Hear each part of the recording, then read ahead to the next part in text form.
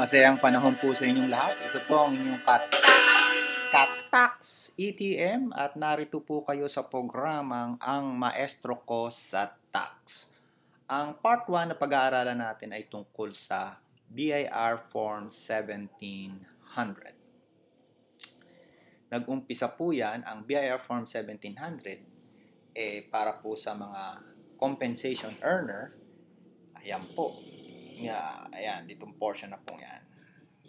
At very simple po nung araw ang paggawa ng BIR Form 1700. Dahil sa kanyang kasimplihan, nahihirapan po ang BIR na i-trace kung ito po ay tama at o mali. So, ang ginawa po niya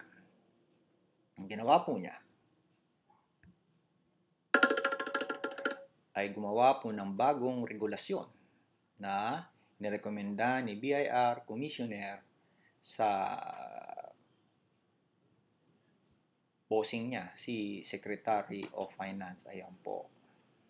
Ang nakasulat po dito na dapat daw mag-file sa taxable year 2010 ng BIR Form 1700. Ayan po. Ang tawag nila doon ng araw, AIR. Ano ba ibig sabihin ng AIR? It's the Annual Information Return. Ayun po. Ayan. So, ngayon, sino ang involved dito? Sino yung dapat mag-file? Yung mga individual, number 1, yung individual na nag-earn ng more than 500,000 taxable income para sa isang taon. Ibig sabihin, neto na to ng exemption, SSS, PhilHealth, Pag-ibig, at union dues. And number 2, yung mga individual na mayroong dalawa o higit pang employer sa loob ng isang taon, kahit na hindi more than 500,000 ang kanyang annual taxable income.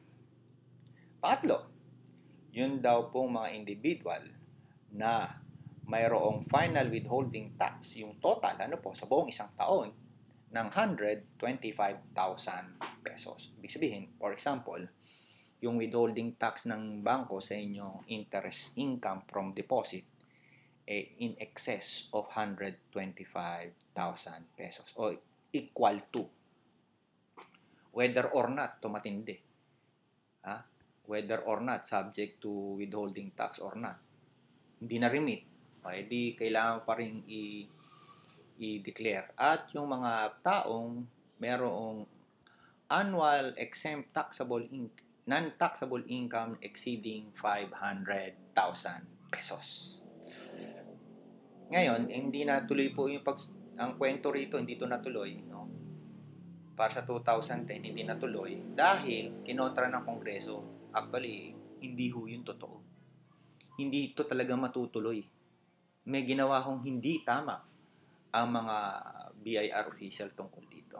Pero dahil pinalalabas na pinagbigyan nila ang Kongreso at hindi nila itinuloy ito sa request ng Kongreso, which is aking palagay, hindi po totoo. Yung 2000, hindi po na tayo nag-file. Pero, ang tindi nito, may kulatilya na ito po daw ay i-integrate sa 1700 and 1701. Yung po yung hindi na pag-usapan sa Kongreso. So, ang ginawa po ng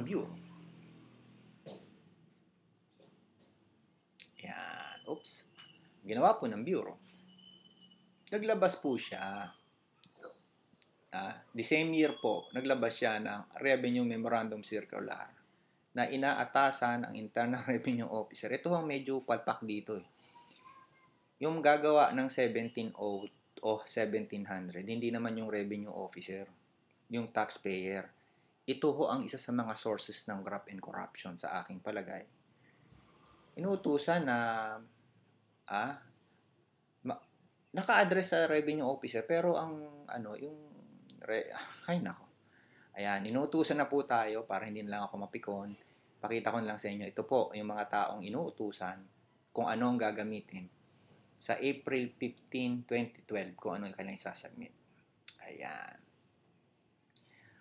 Okay. At ito po ay pinirmahan ng mahusay na ating honorable na ating si Kim Henares at ito po ay gagamitin para sa 2011. Ayun. Ibig sabihin from January 1 to December 31.